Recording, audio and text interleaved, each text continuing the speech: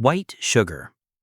White sugar has killed more people than most wars. It just did it slowly. Before the 18th century, sugar was a luxury, more expensive than gold, available only to kings and aristocrats.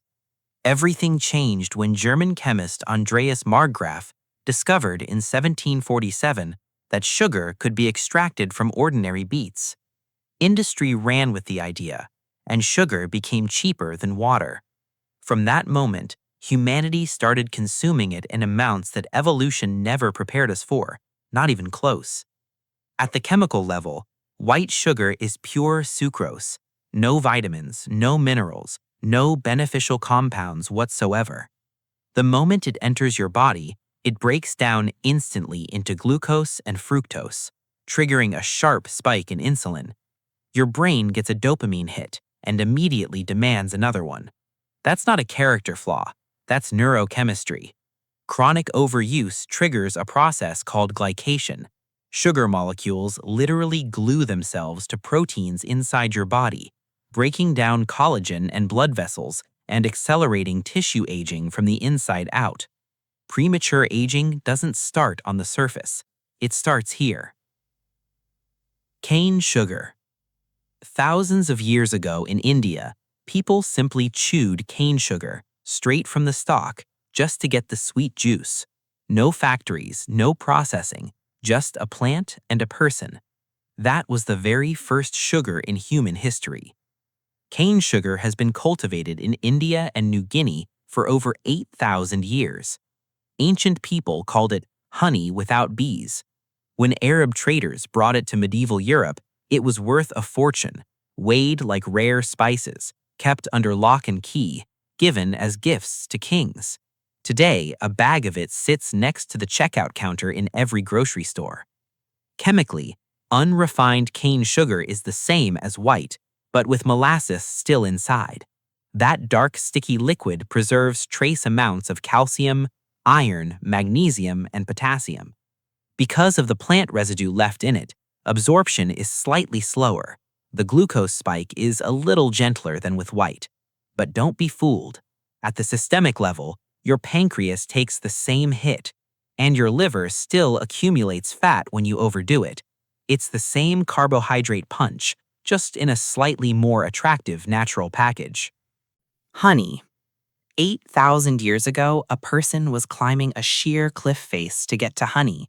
We know this because it's painted on cave walls in Spain. Bees hadn't been domesticated yet. People just risked their lives for something sweet. Honey was worth it, and science can now explain exactly why. Honey is the most chemically complex sweetener on the planet. It's not just sugar, it's a living product created by bees from the nectar of thousands of different flowers. Inside, fructose, glucose, over 200 biologically active compounds, enzymes, and organic acids.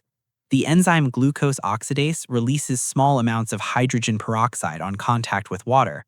That's the source of the antibacterial properties people relied on for thousands of years, long before antibiotics existed. The fructose in honey is processed by the liver, not the pancreas, so energy arrives more evenly without the sharp insulin spike. Polyphenols and antioxidants protect cells from oxidative stress. But the trap is real. Honey is extremely calorie-dense, and chronic excess fructose overloads the liver and disrupts metabolism. And here's the critical detail. Heat above 104 degrees Fahrenheit destroys all the enzymes completely. Hot tea with honey is just sweet water. A living product deserves to be treated like one. Coconut sugar. The Western world discovered it recently and immediately declared it a superfood. In Southeast Asia, people have been using it for centuries, and nobody there ever called it a superfood. They just ate it and felt fine. Coconut sugar is made from the nectar of coconut palm flowers. The nectar is slowly evaporated at low temperatures, keeping its composition almost completely intact. The result is a product with a caramel-like flavor and something genuinely important inside: inulin. That's a prebiotic fiber that slows glucose absorption into the bloodstream and lowers the glycemic index compared to white sugar.